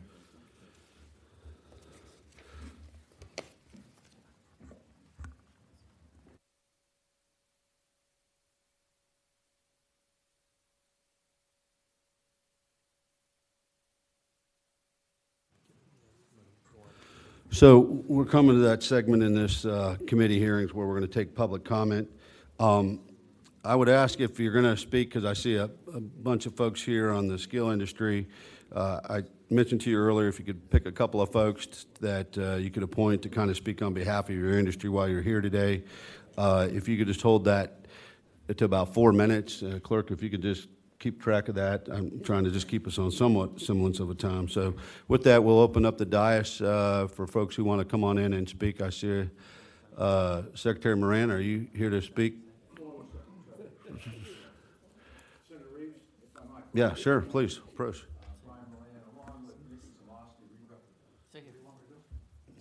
The hot seat. You're used to that seat. Well, you can be brief in the hot seat there. Well, Mr. Chairman, Brian Moran, on behalf of the Skill Games Association, along with Nikki Zamosny and I, we represent convenience store owners all across the Commonwealth of Virginia.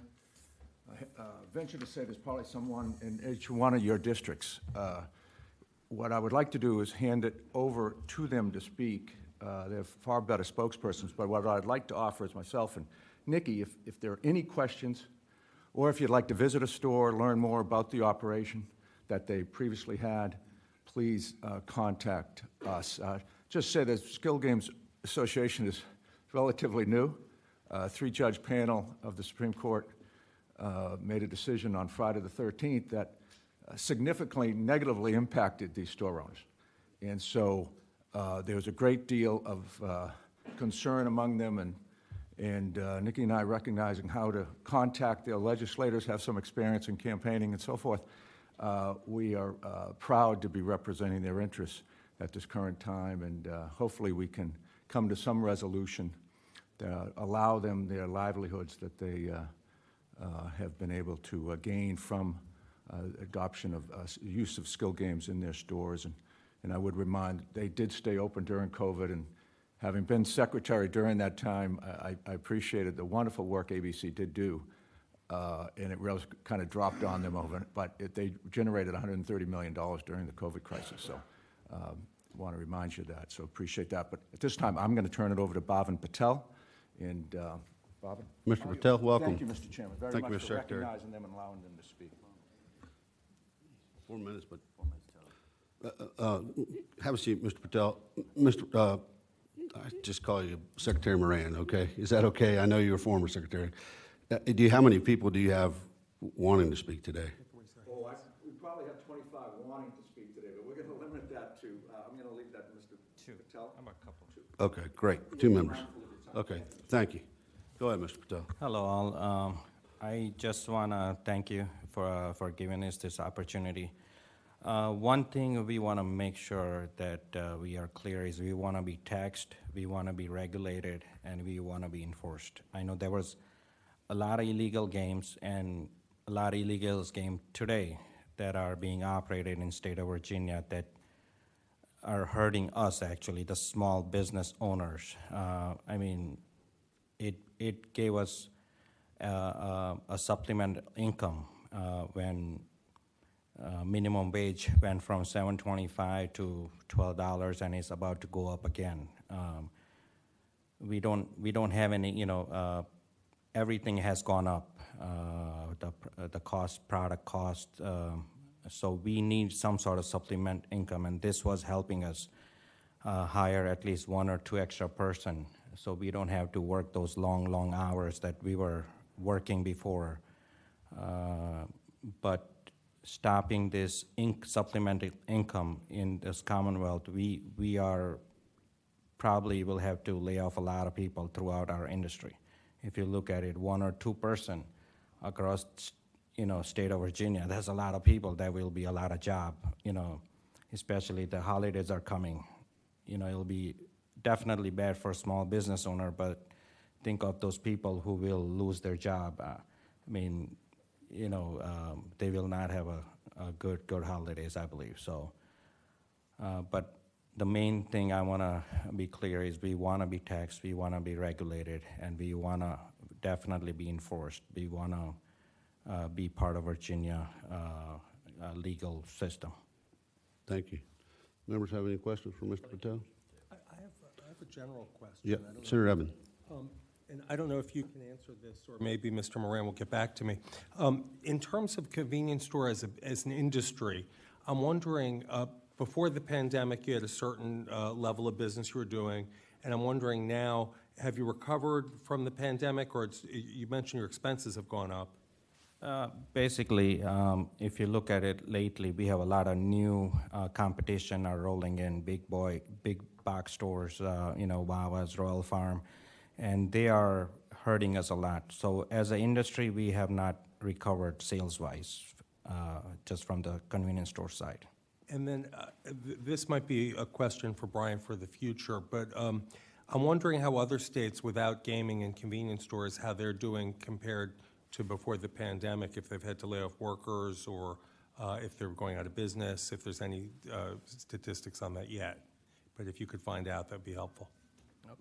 Thank you. I can say one thing, maybe 5 or 10% of our locations, convenience stores will be closed down, probably shut down. Okay. Because it doesn't make sense to be open. Without that revenue? Without the revenue. Senator McPike. Thank you, Mr. Chairman. Thank you for coming, as well as other interested parties for coming down today. I'd also be interested in understanding from the context of what other drivers to the business that you might be facing, whether you have rights to through lease agreements, whether those lease agreements have escalated in recent years, what other cost structures are also faced by different members across Virginia. I'd be very interested to know what else is going on in various industries that are causing pressures. Delegate Creasy. Mr. Chairman? Yeah, and you don't have to answer this now either, but if you do know, you can certainly weigh in. And I appreciate you coming and everybody coming here today. I'd like to know how many of your convenience stores do not have the machines, or whichever is the larger number, and how many do you anticipate, if they were legalized, would take advantage of it? And what do you think would be the average number of machines that you would request, that you think is the optimum number, and that wouldn't take too much space away from the other things that you sell in your stores? And so think about that. But the question I have for you right now is, on the do you ever employ folks who are under 21 to work at the counter in your stores? No, because of the ABC, Okay. Selling ABC. So we have ABC in all our stores. And one thing I know we talked about earlier is we are kind of the experts on checking, because we do it all day, every day. We check licenses for alcohol and cigarettes, and do you know making that- sure. Mr. Chairman? Yeah. And do you know the age limit, and I've seen the stickers on your machines, it says 18, it's 21 for all the electronic machines. So it would have behooved you to have been checking for 21 and up. And I'm disappointed that that you were going to underage folks. But be that as it may, what about, are you concerned about the locations that don't have ABC licenses and that would be, that could be and had been, and maybe still are, doing this illegal gambling? Yes, very much, because they are the one who's kind of putting us out of business, Okay, thank you, Mr. Chairman. No other questions for Mr. Patel? Thank you for your time today before the Chairman, committee. Mr. Oh, Chairman. Delegate Austin. One other thing, Mr. Patel, thank you, and thank the rest of you all for being here today. It's very important that we see and understand your interest. Mr. Patel, back to what Delegate Krizek said, I think it's really important if we have a baseline by which we can understand 1, 2, 3, 4 machines per convenience store. That's hugely important, that we're going to have to draw, if we move forward with this, some conclusion as to what would be permitted based on maybe a square footage of a building. If you got 1,000 square feet, you get 2 machines, 1,500, 3, something of that nature. So I'd encourage you and your other peers to begin to think along those lines.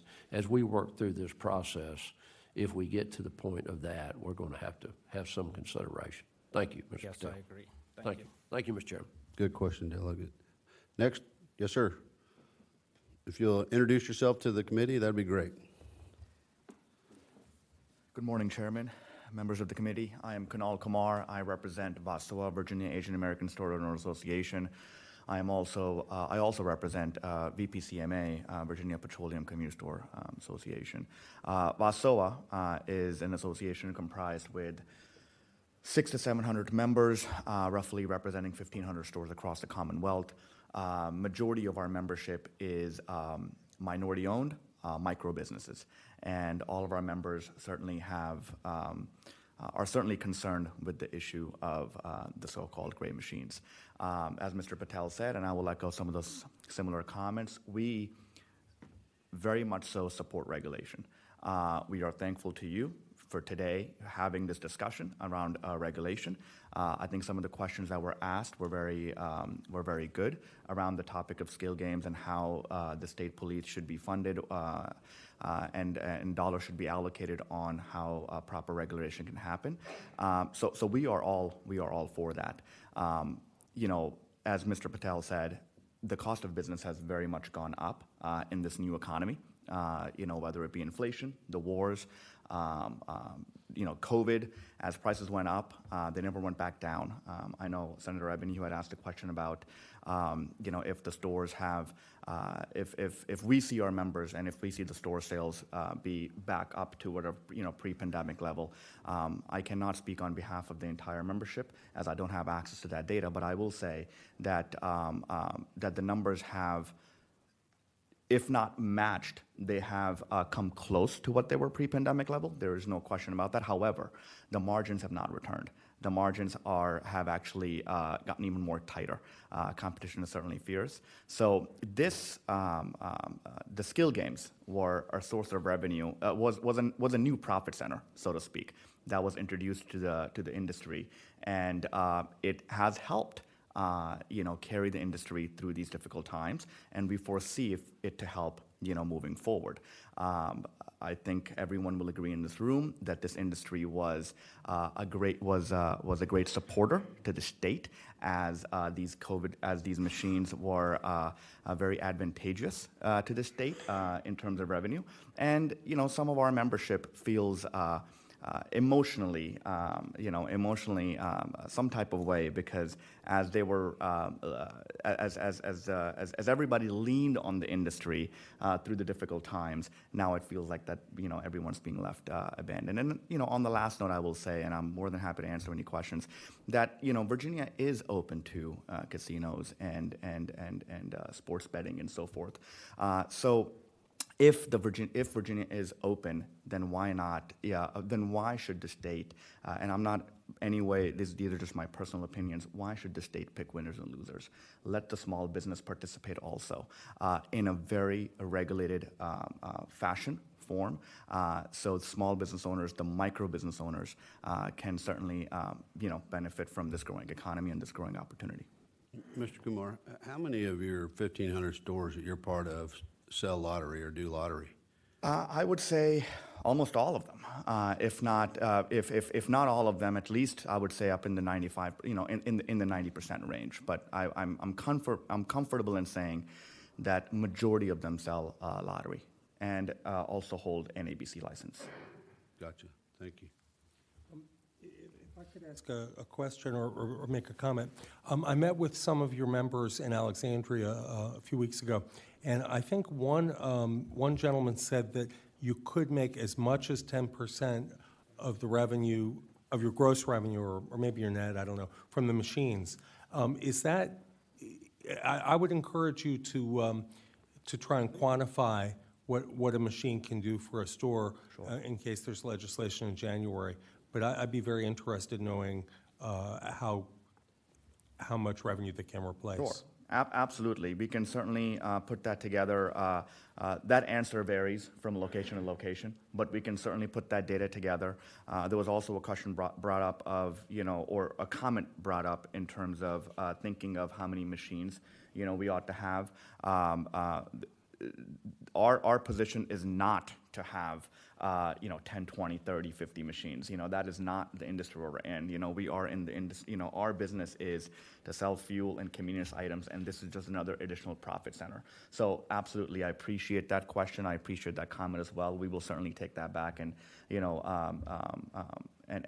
come up with a more appropriate answer as to what would be feasible, for the industry to have, how many, in order to how many machines to have in a store.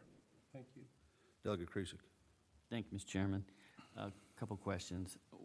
So there's many more than 10,000 machines out there right now. How many do you think your membership owns, or do you know the number? So I do not know the number. I do not have that number, but I will agree that there are a lot more than 10,000 machines out there, which begs to the point of regulation. This needs to be, this needs to be regulated. There's no question about that. You saw that. You've been here the whole day. Sure. You heard from lottery. There's less than 3,500 machines in the 3 casinos. Sure. So you're talking about just with 10,000, the equivalent of like six casinos. And the casinos and the Rosies had to pass referendums to be allowed into those communities. Sure. There has been no referendum for the the skill games, if you will. There was a statewide referendum for lottery, and so that had to happen before they could be in your same stores. So I think we need to ponder that and think about that. But my question for you right now is, on the you want to be regulated, you want to be taxed. What does that look like to you? What does the tax look like to you? And you heard how vigorous regulations are for machines in casinos, especially, and at the Rosies. What do you see? What would be? We'll give you a couple minutes here to answer. What would the perfect world look like in your world coming to your stores? How would that? What would be the cost, and how would that all work out for you? Absolutely. That you think would be good for the Commonwealth? Sure. No, thank you for the question. I'm not going to pretend to have all the answers. I would be more than happy to, to get back to you with that, with those details. I think these are very good questions, and these are exactly the questions that we implore this committee and other General Assembly members to ask us. But I would be, Senator, Delegate, would be more than happy to get back to you with those details. Okay, thank you. Thank you, Mr. Chairman. Sure, Evan. Yeah, if I could just ask one more question, Mr. Kumar, about the business model. Because Delegate Krizak said own the machines. I don't know if he misspoke or not. But if I was a convenience store owner and when it was not disallowed, wanted a machine, did I have to buy the machine, or do I deal with the manufacturer just to give them the real estate and then get my percentage? Absolutely. Thank you for that question. So the way it works is there's the manufacturer, then there's the distributor, and then there's the operator. Our members, the store owners, are referred to, and well, I don't want to, please don't quote me on these exact verbiage or on these exact definitions, but there are three key individuals in this role. So the person who's making the machines, and then the person who is then buying them, and then acting as a distributor, and then the store owner. So presently, and even in the past, when the machines were allowed by the state, when they were being taxed, a distributor would come to your location, and the store owner and the distributor would come to an agreement, of allowing those machines at their store, and then that's how that relationship would go about. The great thing about entrepreneurship and great thing about the Commonwealth is, that even at that time, and even sometimes now, when the machines were certainly in a limbo, there have been many different distributors, in the market, who have then been able to perhaps come to terms on their own accord with the store owner, and the terms that are more, so to speak, acceptable to the store owner is the one that the store owners, partners, the store owner then chooses to partner with that distributor accordingly. So the distributors have some sort of a competition, as they have to earn the business of the store owners, which gives the Virginia small business the pretty much the right to then pick and choose. Okay. So did anyone have, if I might, did anyone have to buy them? There's not an investment where you had to buy the machines. It's more a shared partnership with the distributor and the operator? That is correct. So our members, we don't own any of the machines. Okay. Our members don't own the machines. They work tandem with the distributor. So obviously, I cannot speak on the distributor business model, if they are buying or, if they have I cannot speak on that, but purely from a store member point of view, we do not buy the machines. We partner with their distributors and make that relationship, just like any other vendor that's coming into the store for any of the products that they want to sell in the store. Okay, thank you. Delegate Krizak and then Delegate Austin. To follow up on the senator's questions, so would you say that a typical arrangement is that 40% of the earnings go to the operator, which would be your people, 20% to the manufacturer, and then 40% to the distributor? It's very similar. It goes. It's across the board. I mean, as I said, these contracts, so to speak, or these agreements, so to speak, are all from individual store level. However, I will say that that the inspiration of these agreements was taken from when the gray machines were legal in the state of Virginia, which was, I believe, the $1,200 fee that was to the state. So the 60-40 split at that time that was in place. That's where the inspiration was taken to continue that continue that relationship forward. Exactly how that may have evolved, I cannot speak to the specifics of it. Great. Delegate Austin. Mr. Kumar, did you all as a group or an association collectively negotiate, or did you individually negotiate with the distributors?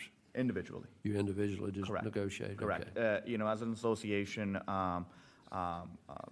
thank you for suggesting that. Actually, that may actually be, that's the way I do it. Exactly. We may certainly consider that moving forward, but we would prefer to consider that once the games are properly regulated by the state, before the association gets involved. Okay. Thank you, Mr. Kumar. Thank you, Mr. Chairman. Yep. Any other questions for Mr. Kumar? None? Okay. Mr. Kumar, thank you for your testimony for the committee today. Really appreciate your time, and all of you all that came out today, I really appreciate you all being here. It sells a lot to us, and we carry the message back to our colleagues. So we're undoubtedly going to be looking for a skill game bill this year, and we're all kind of heard the rumors, who's carrying what, when, where, and how. So I would encourage you all to stay engaged. Please stay engaged. Thank you, Thank Mr. you. Kumar. Thank you, Chairman. With that, I will close public comment, and we'll now proceed to closing remarks and then adjournment. Any members have any closing comments?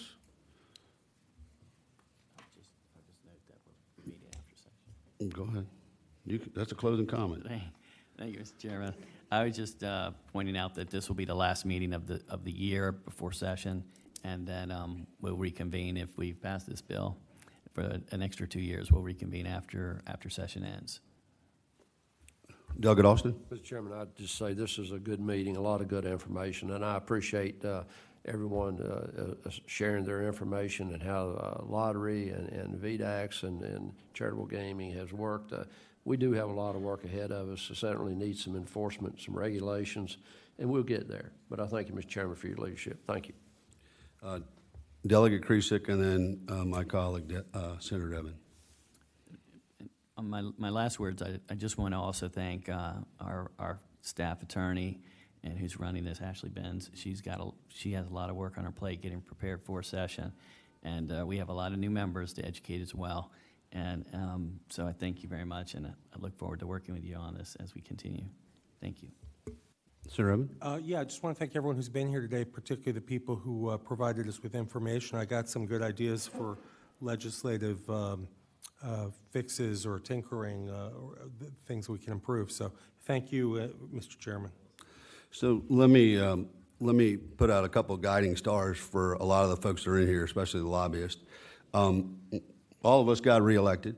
We've been part of gaming for I don't know how long now, several years since COVID, and we all got wrapped into this thing, and we're all kind of in one accord about what we're trying to accomplish with this commission, which takes on, I think, a little bit bigger, more tasking than what we originally tried to decide on. There's going to be a lot of bills coming through. One request I have is that you work through the committee members. Don't go to council. Please come to us, because if you go to council, she's going to tell you to come to us.